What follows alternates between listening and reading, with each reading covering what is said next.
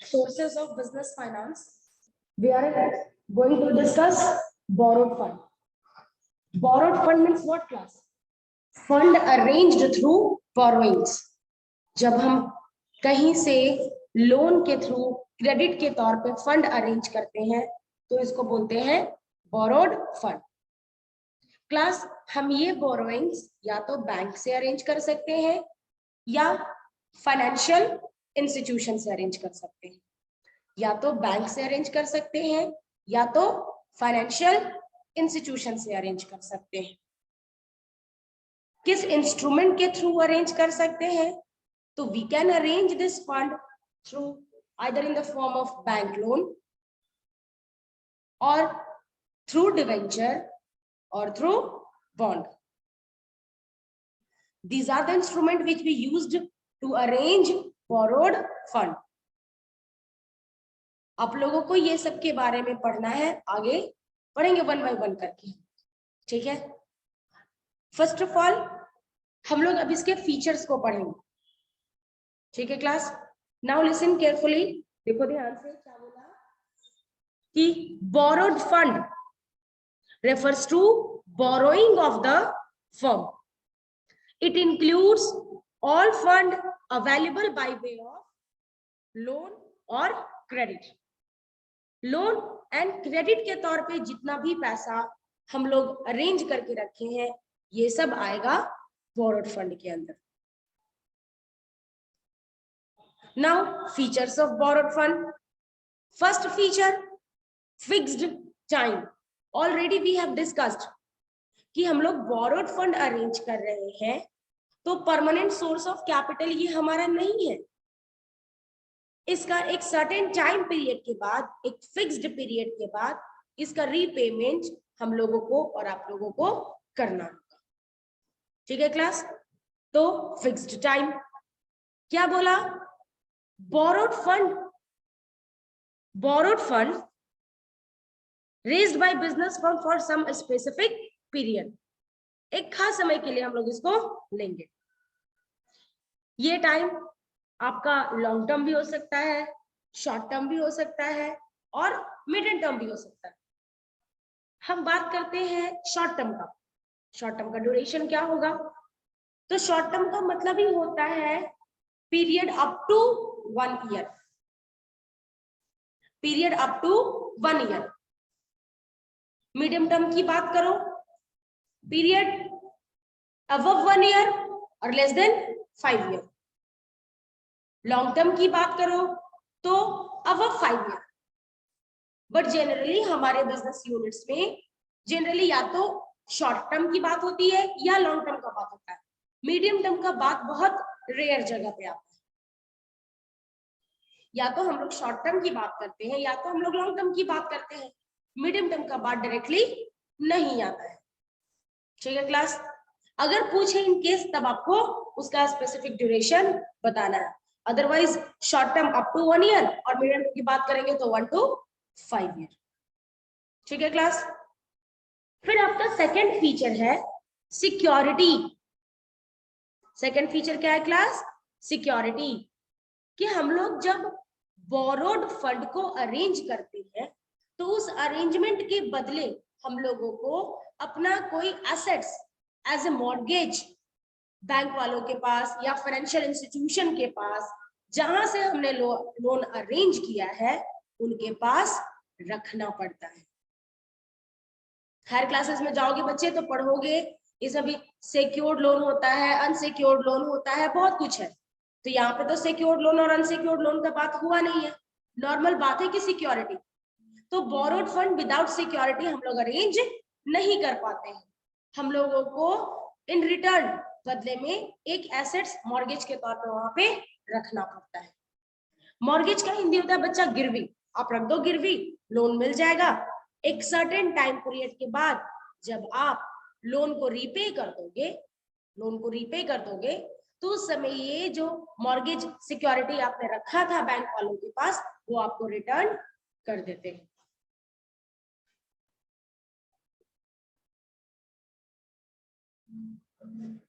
ठीक है क्लास।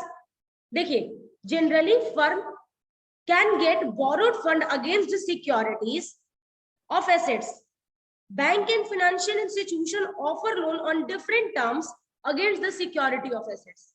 हाँ, different term का क्या मतलब है? Means class different term and condition. Her bank वालों का अलग अलग टर्म एंड कंडीशंस होते हैं, ठीक है। किसी का रेट ऑफ इंटरेस्ट कुछ और होता है, किसी का कुछ और होता है। मतलब वोलेटाइल रेट ऑफ इंटरेस्ट होता है लोन का। वोलेटाइल मतलब होता है फ्लेक्सिबल, चेंजेबल, डायनामिक, जो हमेशा आपको बदलते हुए नजर आएगा। कोई जरूरी नहीं है कि हर एक का बोरोइंग का रेट ऑफ इंटरेस्ट एक जैसा हो।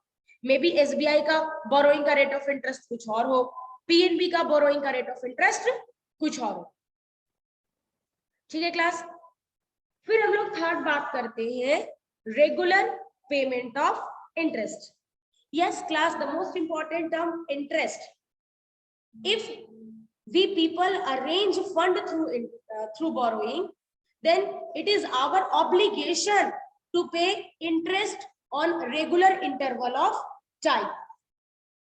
जब भी हम फंड क्लास लोन के थ्रू अरेंज करते हैं तो ये हमारा रिस्पॉन्सिबिलिटी होता है कि हम उसके इंटरेस्ट को टाइम पे करें। अब इंटरेस्ट का पेमेंट पीरियोडिक होता है।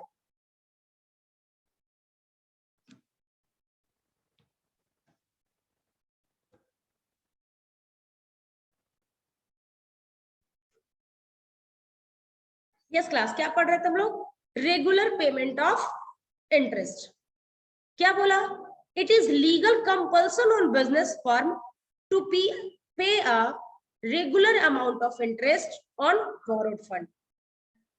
Principal amount also has to be paid within a fixed period of time. Payment of interest as well as principal amount is a legal liability of company irrespective of its earning.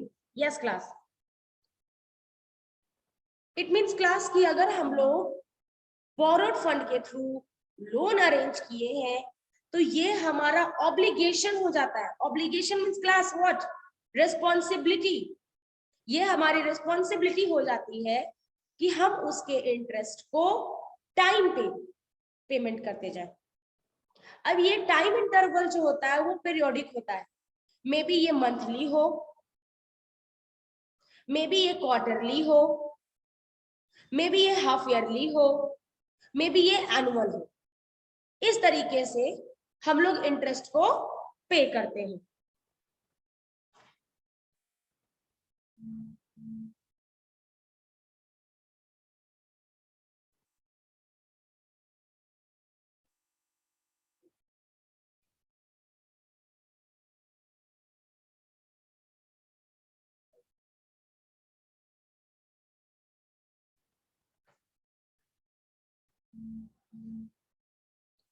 ठीक है class. अब monthly कहने का क्या मतलब है कि आपको हर मंथ इंटरेस्ट पे करना होगा। क्वार्टरली कहने का क्या मतलब है? 1 quarter is equals to 3 month, यानी हर 3 मंथ पे आपको इंटरेस्ट पे करना होगा। एंड हाफ ईयरली कहने का मतलब 1 half is equal to 6 month. It means हर 6 मंथ पे करना होगा। और अगर एनुअल की बात हो तो annual is equal to 12 month, मतलब पर ईयर आपको इंटरेस्ट पे करना होगा। तो इंटरेस्ट कैसे पे करना है ये आपको कंपनी बताएगी, ये आपको कंपनी बताएगी। तो ये हमारा फिक्स्ड ऑब्लिगेशन है क्लास, फिक्स्ड रिस्पॉन्सिबिलिटी है कि अगर हमने बोरोड फंड के थ्रू फंड अरेंज किया है तो इंटरेस्ट पे करना है। इंटरेस्ट तो पे करना ही करना है। एक स्पेसिफाइड टाइम पीरियड के बाद जो प्रिंसिपल सम है उसको भी पे करना होगा। और ये पेमेंट हमारे ऊपर चार्ज होता है, charge.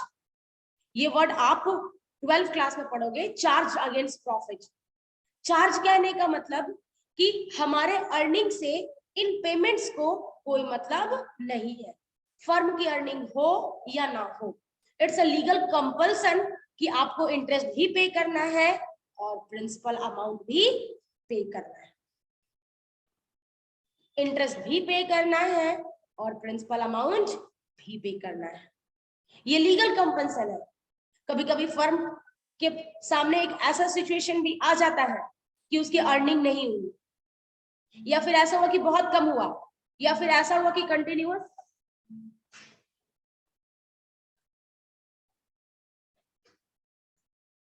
One minute class.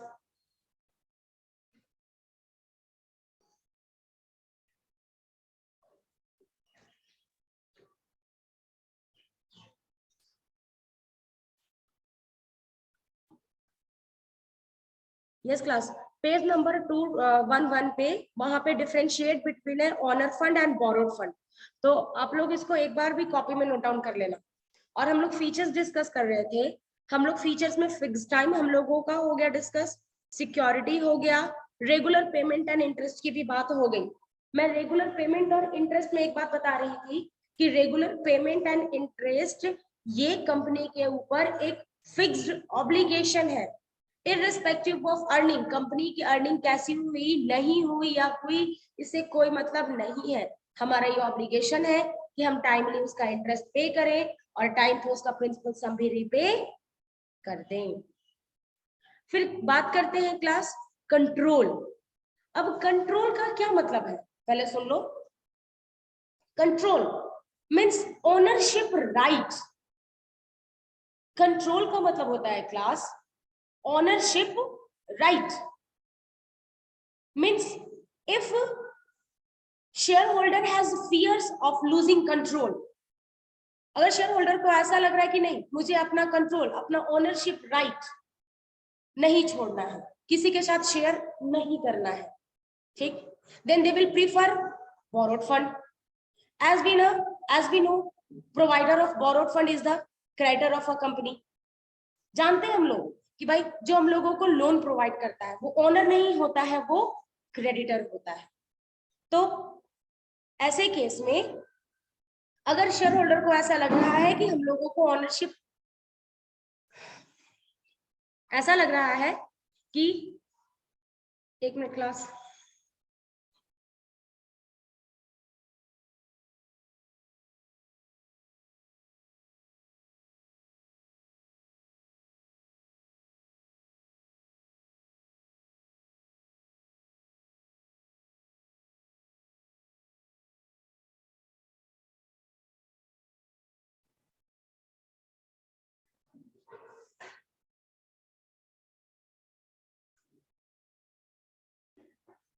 Yes class continue.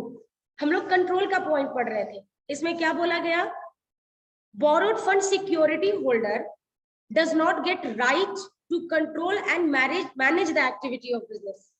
ऐसा क्यों क्लास, उनके पास ये राइट नहीं है कि आप कंपनी को कंट्रोल कर सको या मैनेज कर सको, क्यों? One line answer, because borrowed fund provider are not the owner of the company, they are the creditor of the company. उनको सिर्फ दो बात से मतलब होता है, first timely repayment of interest, another कि जब उनका प्रिंसिपल सम पेमेंट करने का टाइम आया, टाइम पे आप उनको पेमेंट कर दो। सिंपल सा आंसर है, they are the creditor not the owner, that's why they don't get any type of ownership right, just like control and management. Clear class? तो point 1 fixed time, point 2 security, point 3 regular payment of interest, point 4 control, and last point sources of borrowed fund already written on the board.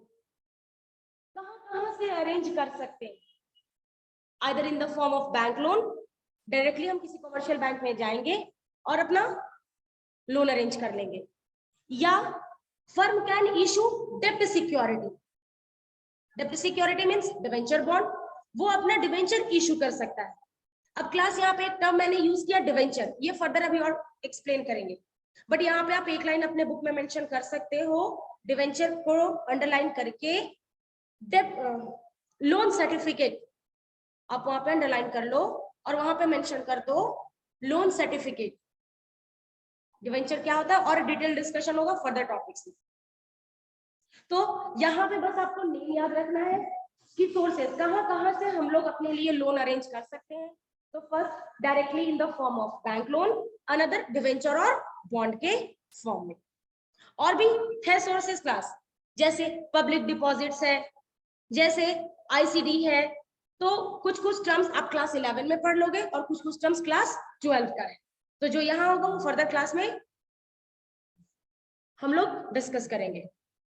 These are the 5 features of borrowed fund. Again एक बार summary देख लो class कि borrowed fund का 5 features क्या क्या था एक एक line में। फर्स्ट फिक्स टाइम, एक फिक्स टाइम पीरियड के लिए हम लोग लोन अरेंज करते हैं, जैसे वो पीरियड ओवर हो जाता है हम लोग को उसको रिपे करना होता है। दूसरा सिक्योरिटी, हम लोग जब फंड अरेंज करते हैं तो in return as a collateral हम लोगों को वहां पे कुछ सिक्योरिटी रखना पड़ता है, मॉर्गेज करना पड़ता है। थर्ड, हमारे पास है रेगुलर पेमेंट ऑफ इंटरेस्ट। अभी जस्ट पढ़े हम लोग कि एक फिक्स्ड इंटरवल ऑफ टाइम पे हम लोगों को उसका इंटरेस्ट भी पे करना होता है और एक फिक्स्ड पीरियड ऑफ टाइम के बाद उसका प्रिंसिपल सम भी पे करना पड़ता है। नेक्स्ट, कंट्रोल, जो बोरोड फंड प्रोवाइडर होते हैं उनको कंट्रोल और मैनेजमेंट उनके हाथ में नहीं होता है। क्यों नहीं होता है? Because they are not the owner, they are the creditor. वो सिर्फ अपने प्रिंसिपल सम और अपने इंटरेस्ट के रीपेमेंट की बात करते हैं। फिर बात करेंगे सोर्सेस, कहां से अरेंज कर सकते हैं, तो बैंक लोन के फॉर्म में, डिवेंचर्स के फॉर्म में, बॉन्ड के फॉर्म में, पब्लिक डिपॉजिट्स के फॉर्म में, ये सब फॉर्म में हम लोग लोन अरेंज कर सकते हैं। 1 मिनट दे रहे हैं क्लास, उसमें आपको उस 1 मिनट में एक बार बुक से ये टॉपिक्स को पढ़ लीजिए।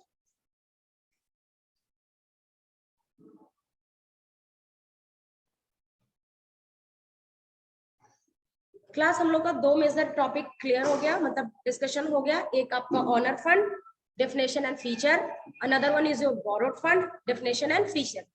अब है इसका थर्ड स्टेप कि आप ये दोनों के बीच में डिफरेंसेस भी देख लीजिए कि मेजर पॉइंट ऑफ डिफरेंसेस क्या है। आपके बुक में पेज नंबर है 211, वहां पे कुछ मेजर पॉइंट ऑफ डिफरेंसेस है। 1 बाय 1 करके मैं उसको भी डिस्कस कर देती हूँ। देख लो बच्चे, और जब भी एग्जाम्स हो, टेस्ट हो, आप ये जरूर ध्यान रखो क्लास कि हम लोग जब डिफरेंसेस लिखते हैं या डिस्कस करते हैं तो उसका बेसिस ऑफ डिफरेंस को जरूर ध्यान में रखते हैं। वो बड़ा इंपॉर्टेंट होता है कि आप किस बेस पे ऑनर फंड में और बोरोड फंड में या किसी भी पर्टिकुलर टॉपिक में डिफरेंशिएट कर रहे हो। जैसे आपके बुक में सबसे पहला दिया है class meaning, on the basis of meaning what is the differentiate between owner fund and what is the differentiate between borrowed fund, कि मीनिंग के बेस पे क्या डिफरेंस है। तो हम लोगों को पता है क्लास कि ऑनर फंड क्या होता है, contributed by owner as well as retained earning, already discussed, contributed by owner and retained earning. And borrowed fund arranged through borrowings, कहां से आएगा, बोरोइंग्स के थ्रू आएगा, in the form of loan और in the form of credit. Another point of difference, time period. It means difference of owner fund and borrowed fund on the basis of time period. अब time period के हिसाब से क्या है class, owner fund permanent source of capital, once contributed it will remain in the business. एक बार लगाया और उस बाद ये हमारे बिजनेस में हमेशा रहता है। But what about borrowed fund class? Once arranged एक फिक्स टाइम तक रहेगा, एक्सपायरी ऑफ टाइम के बाद आपको इसको वापस करना होगा, इसलिए तो कहा जाता है this one is not the permanent source of capital. Third point, on the basis of security, means class no security required for owners fund but in borrowed fund there is a need of security.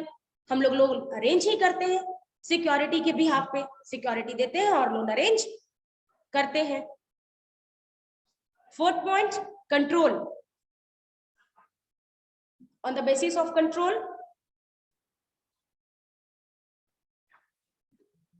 एक बार आप लोग देख लीजिए class, फिर बता देते हैं। On the basis of control,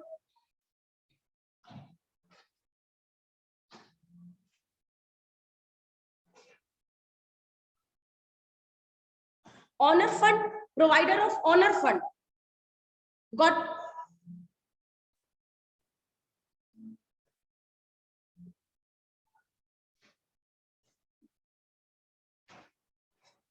honor fund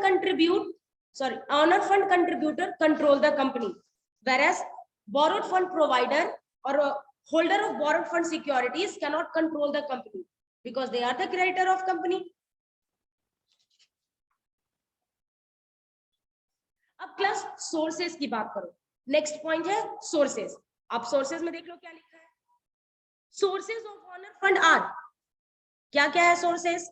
तो शेयर कैपिटल हो सकता है, रिटेन्ड अर्निंग हो सकता है. रिटेन्ड अर्निंग का ही दूसरा नाम है class accumulated profit and loss. Accumulated profit and loss, sorry class, loss नहीं, एक्यूमुलेटेड प्रॉफिट. लॉस बोल रही हूँ, बाय मिस्टेक से निकल गया, वो नहीं है. फिर क्या है क्लास? सोर्सेज ऑफ आपका बोरोड फंड, डिवेंचर्स है, लोन है, ट्रेड क्रेडिट है, पब्लिक डिपॉजिट्स है, एक्सेट्रा. राइट टू रिटर्न, बताइए class. Owner fund security holder have no right to get their regular return. पढ़े थे ना क्लास, ये पॉइंट थोड़ा सा रिस्की कैपिटल से मैच करता है. रिस्की कैपिटल में क्या बोला था कि अर्निंग होगी तो हम देंगे, नहीं होगी तो नहीं देंगे. तो जिस ईयर कंपनी को कोई अर्निंग नहीं हुआ, क्या उस ईयर वो डिविडेंड दे पाएगा क्लास? नहीं दे पाएगा. तो इसीलिए यहाँ पे रेगुलर आपको रिटर्न नहीं मिलता है. हाँ, ज्यादातर चांस है कि मिलता है क्योंकि कंपनी को रेगुलर कुछ ना कुछ अर्निंग होती है. कोई ऐसा ईयर होगा, कोई ऐसा साल होगा जिसमें कंपनी की अर्निंग नहीं हुई है, तब वो कंपनी धीरे धीरे लॉस की तरफ जाती है. तो उस केस में हम लोगों का रिटर्न लो होता है या फिनिश हो जाता है. बट जनरली कंपनी अर्न करती है तो वो रिटर्न देती है. बोरोड फंड में क्या है class? Borrowed fund security holder have legal right to get return. Legal right है क्योंकि ये कंपनी की ऑब्लिगेशन है कि आप उसका इंटरेस्ट भी दीजिए टाइम पे और साथ में प्रिंसिपल सम भी पे कीजिए. अगर हम रिस्क की बात करें, रिस्क बियरर की बात करें, तो owner fund security holder are the primary risk bearer. क्यों? कुछ भी होगा इन्हीं को फेस करना होगा, लॉसेस होंगे इन्हीं को फेस करना होगा. क्योंकि जो बोरोड फंड के होल्डर होते हैं उनको कंपनी के लॉस से कोई मतलब नहीं होता है, ना ही प्रॉफिट से मतलब होता है. वो क्रेडिटर होते हैं, उनको सिर्फ उनके इंटरेस्ट और उनके प्रिंसिपल सम से मतलब होता है. Borrowed fund security holder bear no risk. As we know class कि जो गेन को बियर करता है वही रिस्क को बियर करता है. तभी तो हम लोग बोलते हैं no risk no gain. Gain उठाओगे, गेन लोगे तो रिस्क उठाना पड़ेगा, रिस्क उठाओ गेन आपको मिलेगा. तो डिवेंचर होल्डर तो दोनों में से कोई काम नहीं कर रहा है, तो उसके पास कोई रिस्क भी नहीं है. वो तो एक फिक्स्ड अमाउंट देता है, बदले में एक फिक्स्ड अमाउंट लेता है और साइड हो जाता है. तो क्लास हम लोग का यहाँ तक एक डिटेल डिस्कशन हो गया ओनर फंड का और बोरोड फंड का.